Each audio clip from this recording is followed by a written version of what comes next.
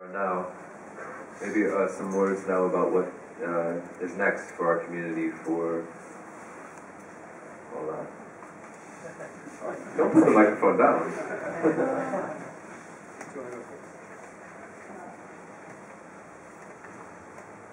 I want to wrap up the other conversation about the religions first, because in the States, which is very pluralistic in this sense, there's two main national LGBT organizations.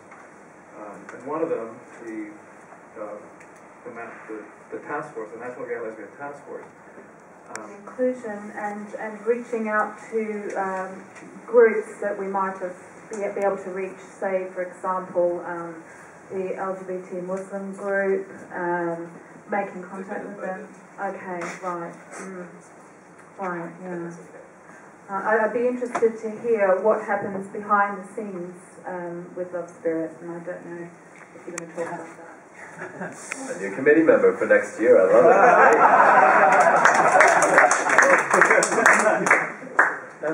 I've been thinking a lot about what happens next in terms of the next generation. I think we're in a unique position after the plague, after the devastation of AIDS, to sort of, we're a generation that has a role that we can play in inspiring the next generation. I think that wonderful story from James is an illustration of actually, as our nieces, nephews, children, grandchildren go into churches, go into schools, go into all of these places that are so tied to religion in people's heads, rather than constantly splitting off from that and going, okay, we have to make our own path, we have to go our own way, is to, as James said, reform from within. Because what's happening, part of me is incredibly optimistic about the gay youth today, like people coming up, my colleagues that I work with in their very early 20s, there's all the issues that sort of torture me, they're just not issues for them in many ways.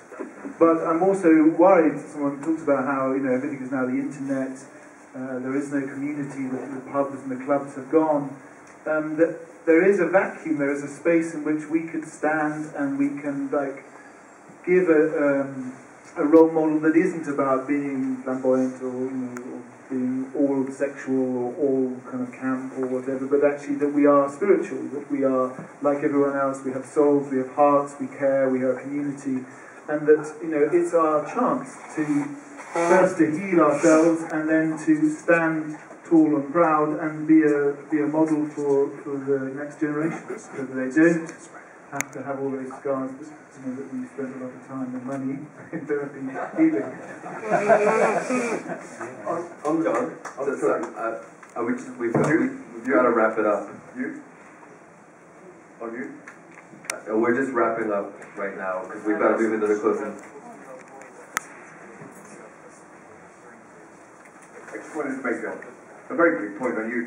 The thing is just to welcome them. They're already there. They're always coming. I am one of the people who work at Voltaire Ferry Sanctuary to help make it happen over the last 6 years. And they're coming in numbers. And all we need to do is how can we make them part of the whole package of not